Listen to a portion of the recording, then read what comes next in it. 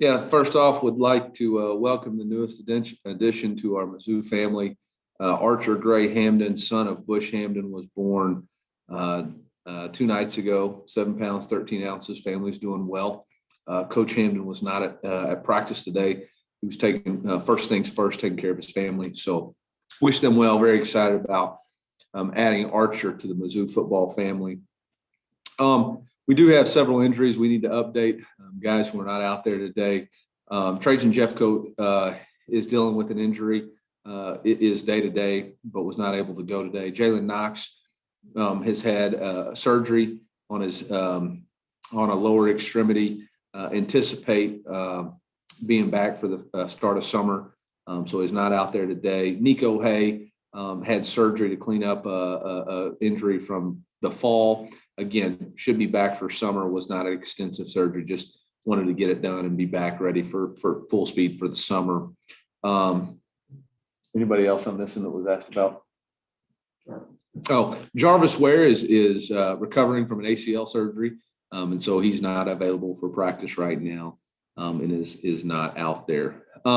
We are excited as part of continue to try to unite the spirit of Missouri and really engage the fan base. We want to open spring practice on March 6th, 13th, and the 20th for our spring game. It's going to be an awesome opportunity for people to come and watch our football team, to get a chance to be around and cheer on in a COVID-friendly environment. Obviously, we'll utilize Faroe Field and all of its spaces. Also an opportunity for people who are wanting to buy season tickets to get a chance to see the stadium and see where they could potentially purchase those tickets and really need to get all of Mizzou back behind us right now, and really excited about extending that opportunity to them. So open practices on March 6th, 13th, and 20th. Had a decent day today. Again, it was just a day. It was just a start. What I challenged our guys today was, we knew there were going to be mistakes, but do we come back? Do we correct those mistakes tomorrow? And if we can do that, if we can get better from day one to day two, then we've got a chance to have a solid spring. So with that, I'll open up with questions. All right, no questions. Y'all been great. And we'll see y'all. When's the next media availability? Visual 40, Power Mizzou. First up. Hey, Eli, obviously Larry Roundtree was a very big part of the offense last season. I guess, how do you kind of go about replacing someone who had that many touches, and what more can Tyler maybe show in a larger role this season?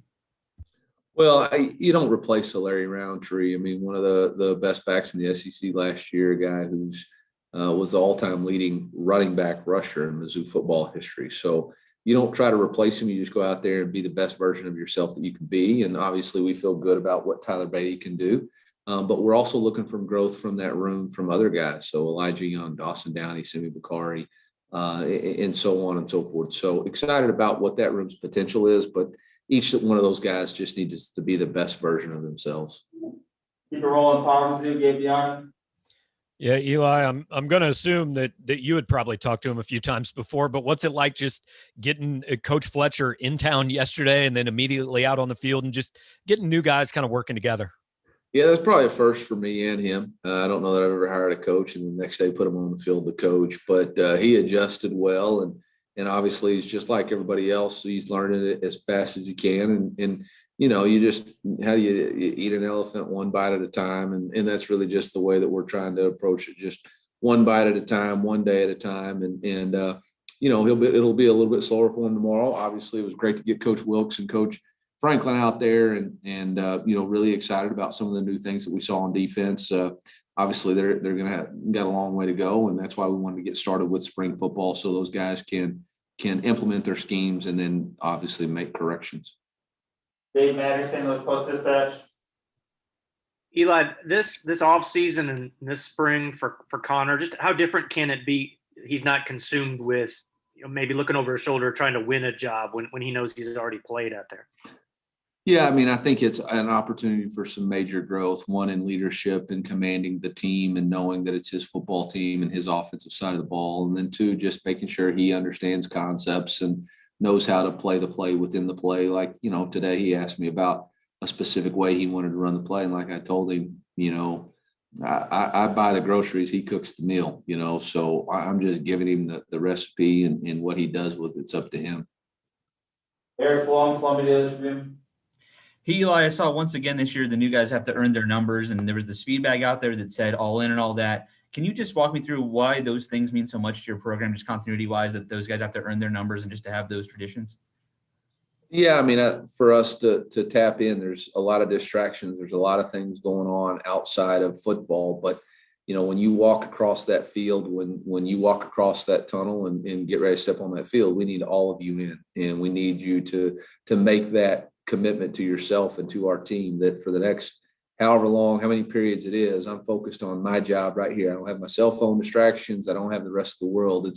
It's football. And then, nothing's given. Everything's earned. I think the foundation of the state of our state, Missouri, is hard work, putting in hard work, being blue collar. We're not asking for a handout from anybody. We're the show me state. We're going to go earn it.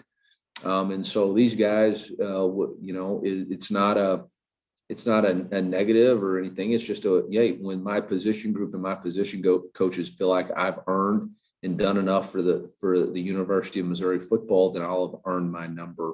And it's just a rite of passage. Blair Kirkhoff, Kansas City Star. Hey, welcome, Blair. Not sure we've met. Thank you. Yeah. Look, spring football. There you go. See you soon. Yeah. Hey, we've talked a lot about what Connor needs to do in spring, and I'm just wondering what were his attributes? What did you really like about him during last season?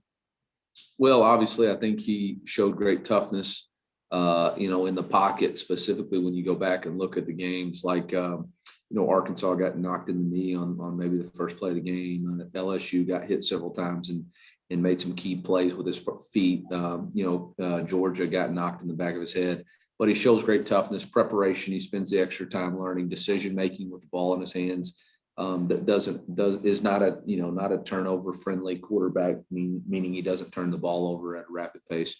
I believe he's an accurate passer. Obviously was well above the 60% completion percentage. And then, he's learning his leadership role. But those are the characteristics that we looked at. Thought he did a nice job with. Kyle Fennell, the man eater. Well, you talked about watching for improvement day over day during the spring, but on this first official day of spring practice, what are some of those specific things you're looking for as a coach, and what are you just paying attention to on a first day?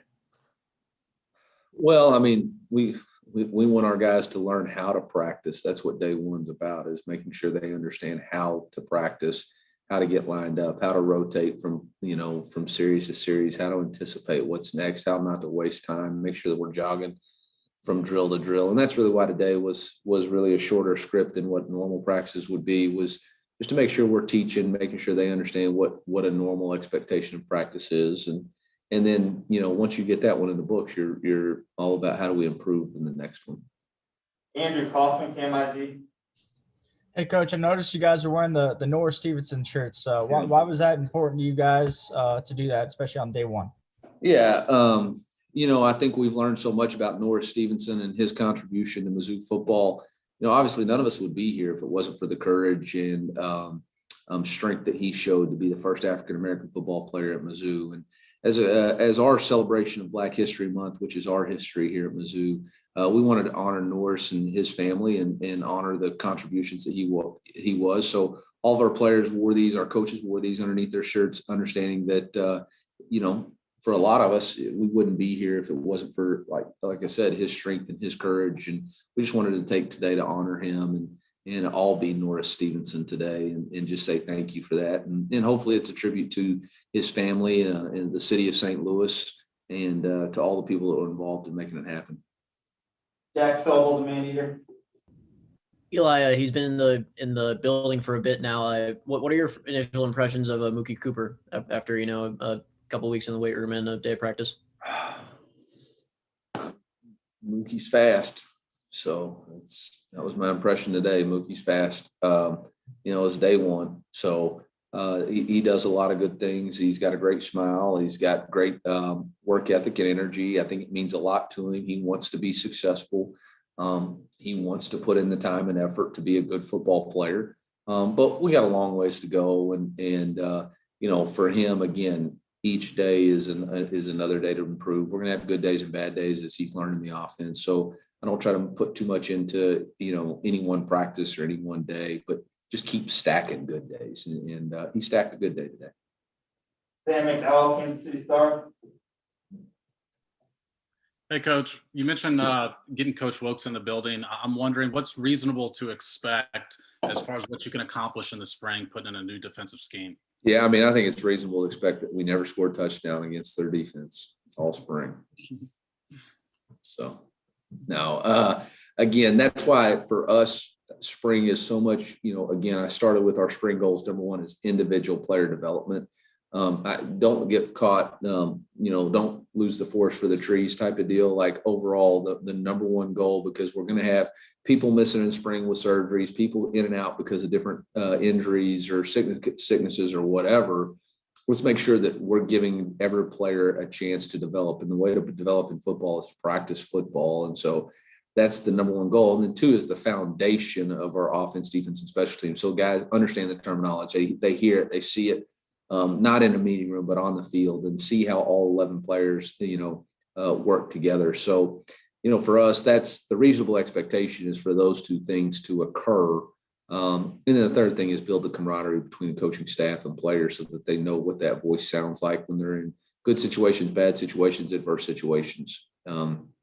Again, that to me is the reasonable expectations. Rome wasn't built in a day. I was going to make a really big snafu and say Normandy wasn't taken one day, but I'm pretty sure it was. So there we go. Greg Palermo, KTVI in St. Louis. Hey, Coach. I'm wondering not so much your day one impression of Tyler Meagan, but what you hope he accomplishes in the spring and heading into the summer. Yeah, you got to remember Tyler Meagan didn't even play his senior year of football because of COVID. So today is the first time he's seen live bullets, so to speak, or I should say live action since last year. So, I think for a reasonable expectation or all we're wanting is for him to get back in the saddle and get a groove. Obviously, the speed of the game is going to be so much quicker than it was in high school. I know they play great football where he's from, but it's going to be the speed of the game. And so for us, I told all those newcomers, expect to make mistakes, expect to have some bad days and some rough days, but just understand each day is a step closer to where you want to get. And for us, that's when the competition will occur, is in fall camp, when they're really comfortable within the schemes. This is like, drinking water through a fire hose right now. Back to Gavion and Kalamazoo. Eli, when you're talking about expectations of some of these newcomers and learning how to practice, do you have a different level of what you expect to see out of a guy that maybe is a junior college guy or a guy who spent some time in a college program when he comes here? Or is it all brand new because it's a new program? I think it's all brand new because it's how we practice here. I think maybe the learning curve will be a little bit quicker once they get comfortable, but in the speed of the game is probably a little bit faster for those or they've adjusted the speed of game with the transfers, but everybody's trying to figure out, where do we line up on stretch? Where's our sideline when it goes 7-on-7? What does a 2-line finish mean? Why are they blowing whistles constantly? Why are we doing up downs if one person jumps offside? So until they can slow that down, it's going to be really hard to focus on improvement. So I think the reasonable expectation is that they're all going to need some time to adjust, which again is why we're doing spring early. Chase Matson, KLMU. Hey, Coach. Sean Robinson looks great and looks fully committed at his new position. Do you have any specific goals for him this spring, and what have you kind of told him? Yeah, again, for everybody, it's all the same individual player development. I know Coach Harbison has talked to him specifically about what he's wanting him to improve on. But we want him to improve, obviously, his fundamentals and techniques. And obviously now he's backpedaling from the ball instead of necessarily catching the ball and making the defense move. So, there's going to be a learning curve there. But there's no doubt he's fully committed. He's lost 9 pounds during the month of February to try to get his body in the shape that he wants it to be in. So we're really pleased with what Sean's going to do and realize the same thing. We don't want to put undue expectations. And I know, for y'all on media, you gotta write stories and all that, but none of these guys are all pros today. There's going to be a process, and we all want it to happen. I know we got Instagram and Insta meal and all that. It's a process for us and players to develop, and especially in the game of football. Bill Pauling. Bill. Yep. Sorry about that. You got me? Gotcha. Maybe not anymore. Bill. Welcome. Bill muted. Wow. What's going There we on? go. Man, it's like 3 false starts. Well, that's kind of a perfect timing for my question. I know you said not many battles are going to be decided now in spring camp. But are there things that you look for in players that could maybe hurt them in the fall? And I'm talking about just terms of attitude, the way they approach things, that type of stuff here in spring practice. Yeah, I mean, I think Coach Saban said it best.